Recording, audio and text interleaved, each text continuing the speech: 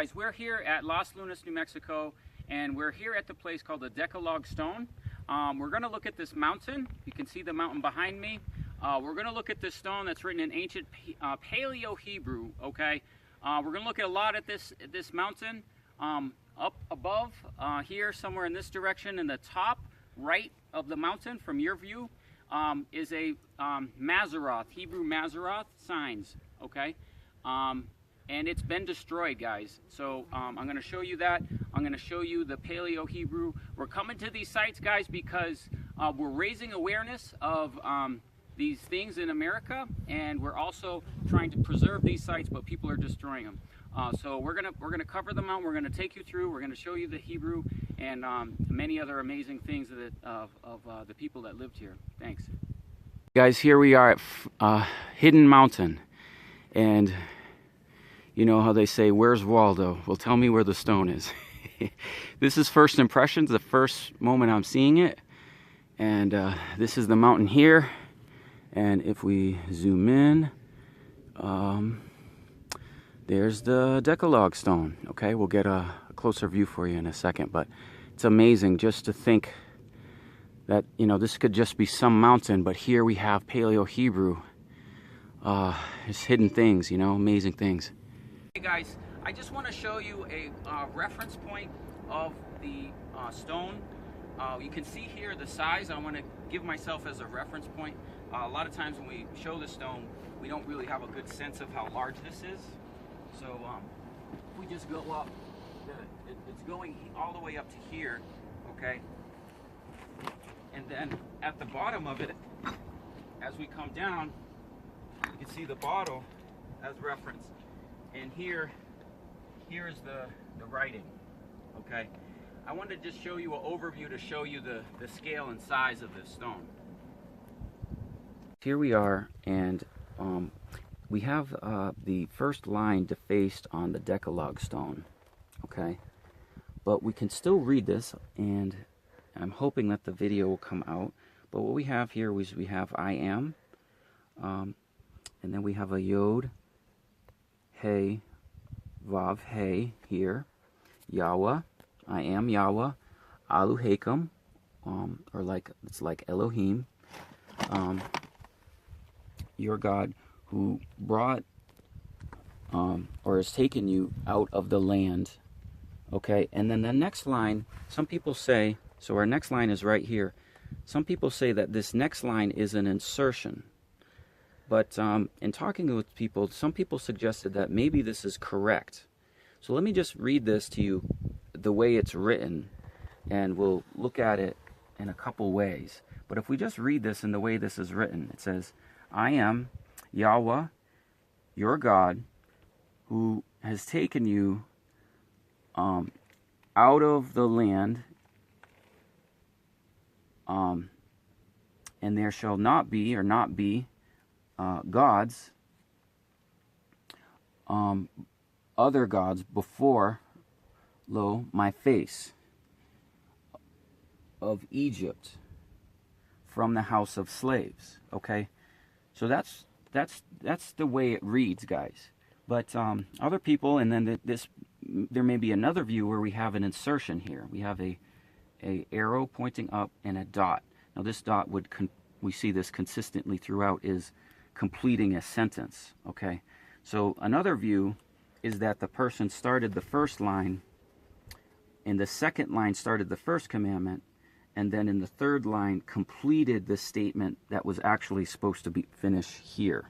Okay, I'm not certain of that, but you know, this is clearly something we can read. Okay, and then as we go, we have like an insertion here, and then we have a lamed aleph, la, not. Okay, shall you make idol, la, which is not, take, shem, a shin, mem, shim, which is name, Yahweh, okay, vain, and like in vain, okay, and we have a dot here completing that sentence. So let's keep going here, and then we can see some of the other clear commandments. Okay. This word, I'm not certain of this word, guys. It's to pronounce it. I may not pronounce everything here correctly, so bear with me. But this is it's like zakur, or zakur, which is remember.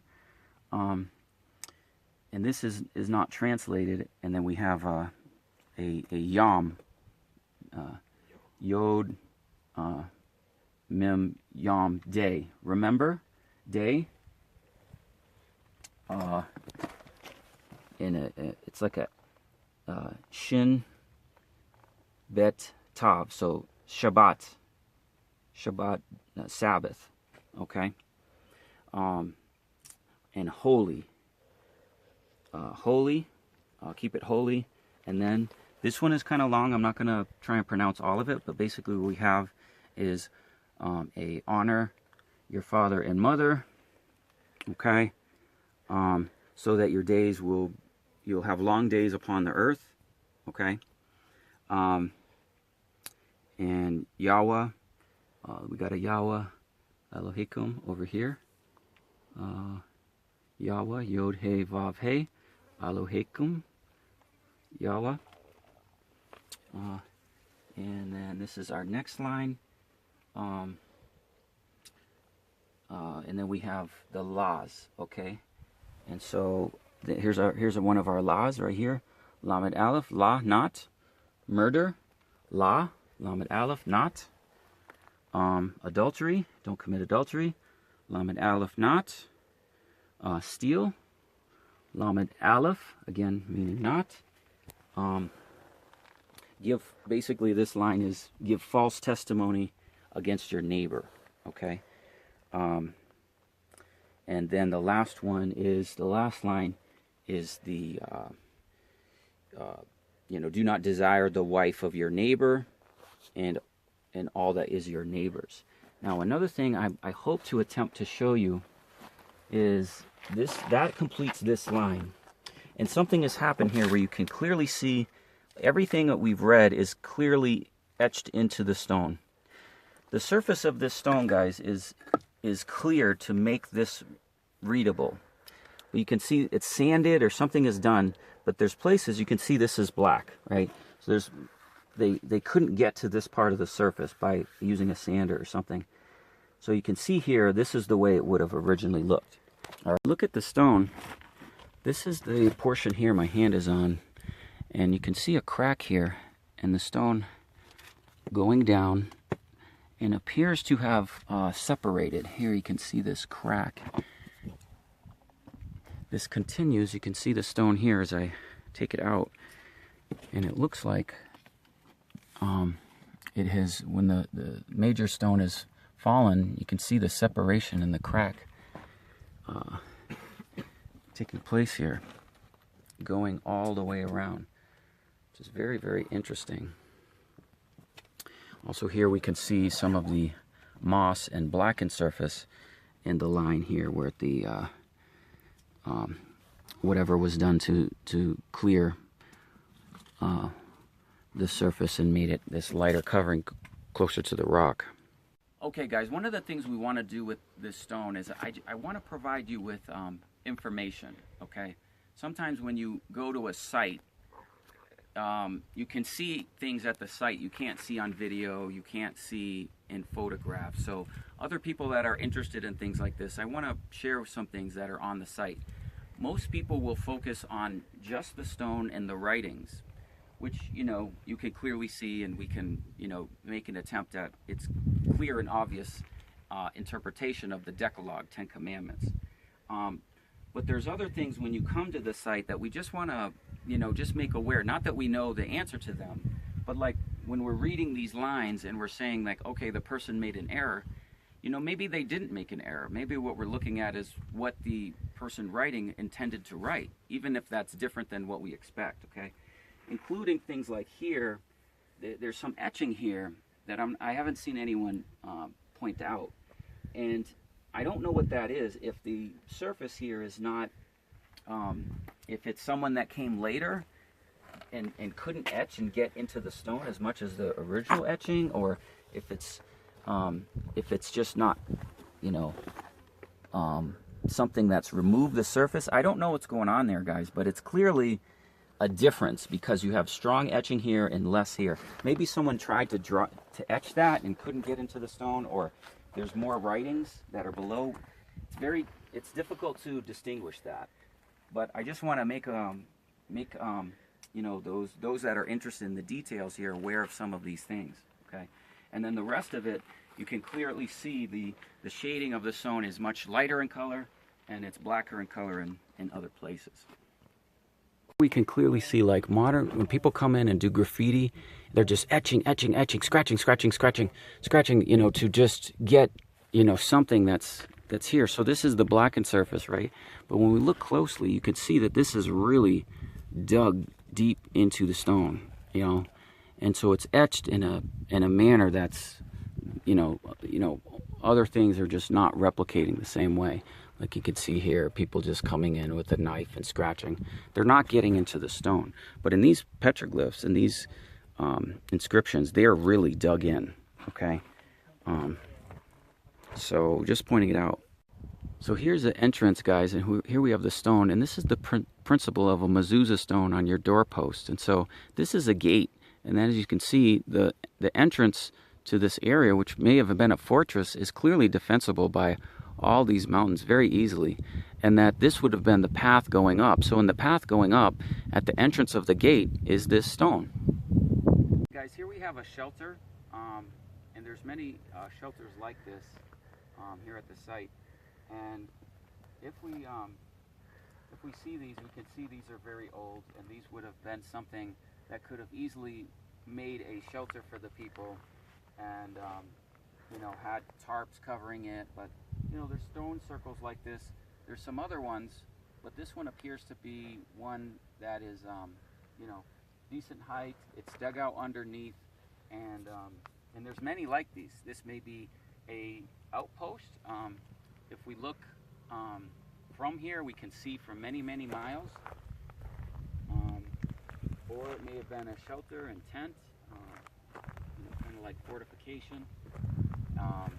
But clearly, even going inside, it's you know, it's a good shelter. So this could easily have been a tent, and they would have dug out and built around it a nice shelter, keeping the livestock out and everything else. So yeah. Okay, and here we have what could be a water passageway. Here we have a better view from the mountain. You can see all this is clearly green. May not come out in the video, but there is water here right now, and you can see how green it is. And this passageway going all the way out. There's a smaller channel that we looked at before here, but this other channel is clearly green, clear going. And so it's possible ships could have come all the way right up to this site, right up to this mountain. Looks like a shofar. You have the man standing and his arm holding and trumpet going up. So he's blowing the trumpet. Here we have the Yod He Vav He, Yahweh, Aleph Lamed He Mem. I forget how to pronounce these, but it's Allah He Mahua. I forget how to pronounce that one.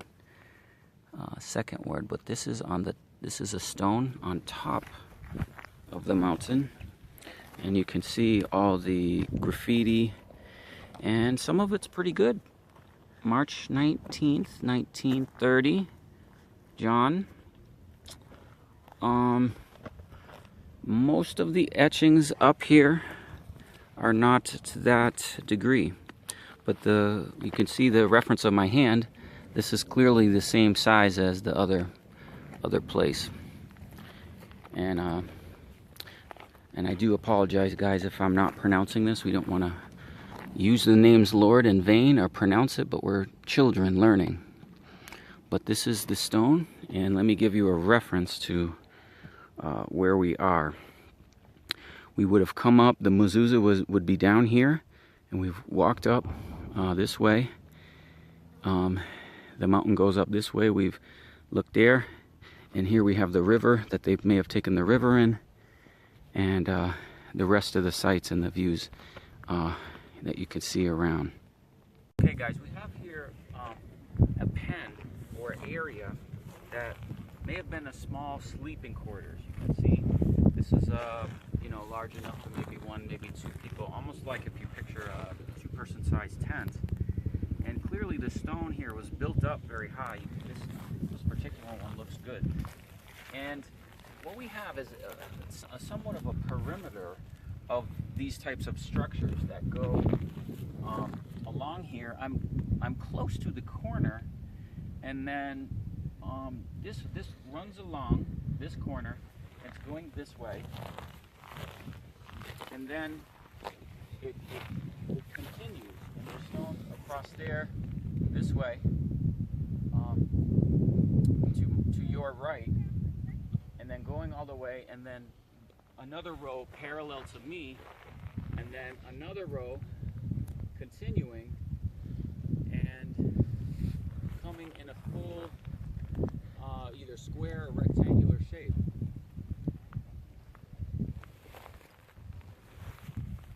So what I first thought was, looking at this site, this might be the tabernacle, but this is probably living quarters, and that beyond the way we have a tabernacle, small tabernacle set. So that's what, if you look at this, you have a perimeter of living quarters, and then inside would be the livestock and the sheep could be held inside. We have a small you know, line of stones. So that looks like what we're looking at here.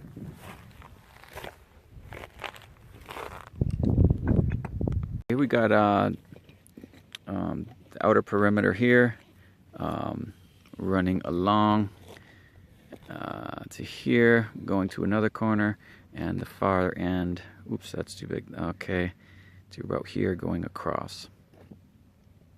And that outer perimeter we believe to be the living quarters, holding in the livestock, and then just this mound here may have actually been a tabernacle,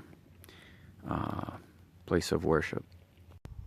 Okay guys, this is a place where we had a zodiac here on Hidden Mountain. As you can see, this has been destroyed. If we look at the side of this and the angle, I can show you another photograph of someone else standing here, standing in my exact position. We can see the road behind, the bushes, this angle of the rock, and I believe this stone and this area here would have held a Maseroth. We still can see that Maseroth, but this is very disappointing because you know, people are defacing these sites. So on this we would have had signs and things to give us maybe indication even of the children of Israel at a time, because it marked an eclipse and everything else. So this is, we've been looking several hours for this, and we finally found the exact stone, but it has been destroyed. So the evidence of those other things is still out there, but we'll just have to go on